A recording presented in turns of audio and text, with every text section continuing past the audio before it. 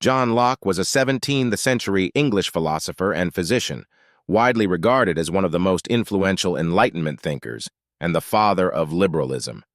His works laid the foundation for modern concepts of identity, government, and the rights of individuals. First, let's discuss empiricism.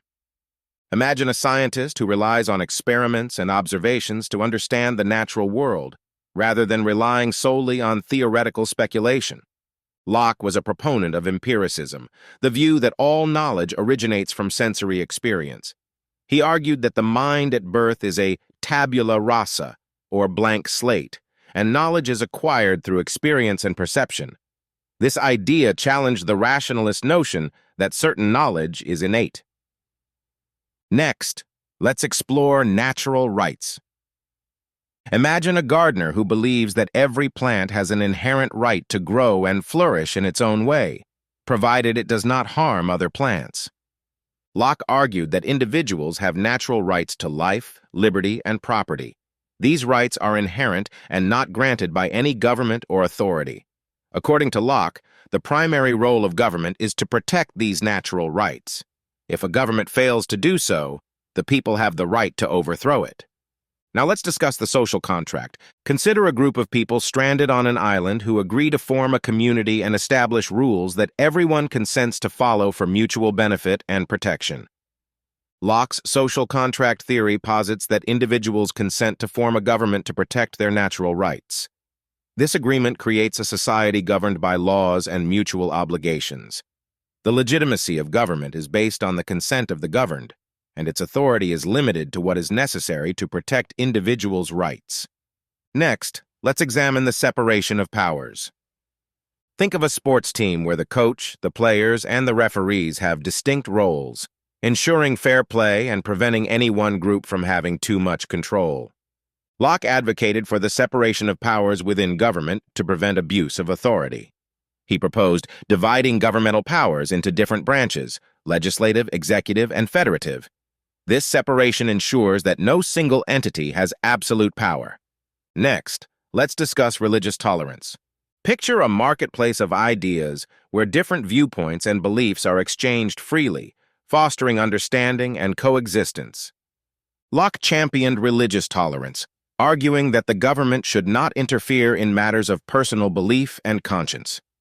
In his letter concerning toleration, he asserted that civil government should concern itself only with the protection of life, liberty, and property, and not with the salvation of souls. Now, let's look at Locke's influences, starting with Thomas Hobbes. Imagine a scholar who builds upon a predecessor's ideas but modifies them to emphasize different aspects of human nature and society.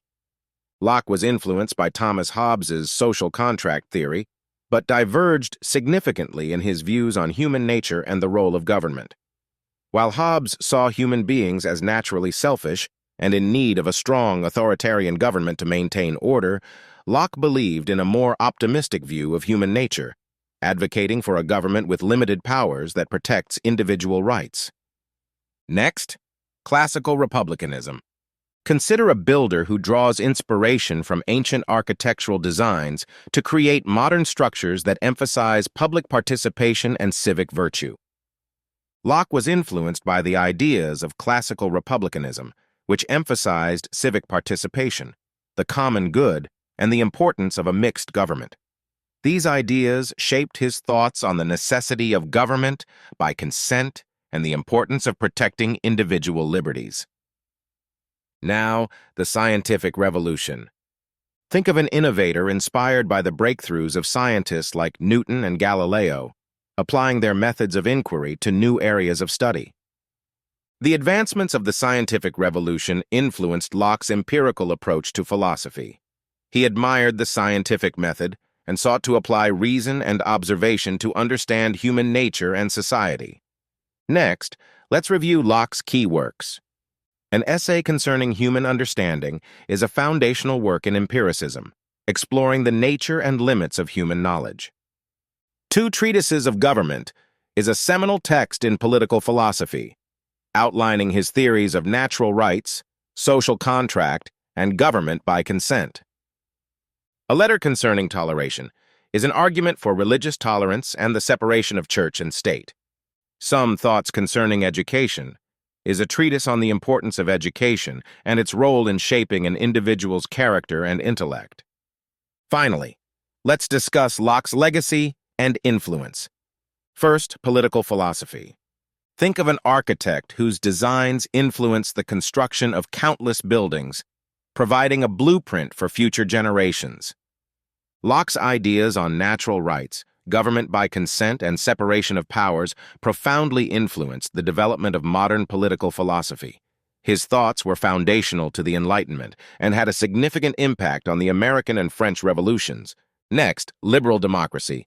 Consider a gardener who plants seeds that grow into a vast and diverse forest, each tree representing a different aspect of democratic governance. Locke's principles of individual liberty, government accountability, and the protection of natural rights are cornerstones of liberal democracy. His influence is evident in the founding documents of many democratic nations, including the United States Declaration of Independence and the Constitution. Finally, education and human development. Think of a teacher who emphasizes the potential of each student to learn and grow through experience and guidance. Locke's views on education, emphasizing the importance of early childhood experiences and moral education, have had a lasting impact on educational theory and practice. His belief in the potential for human development through education continues to inform contemporary educational philosophies.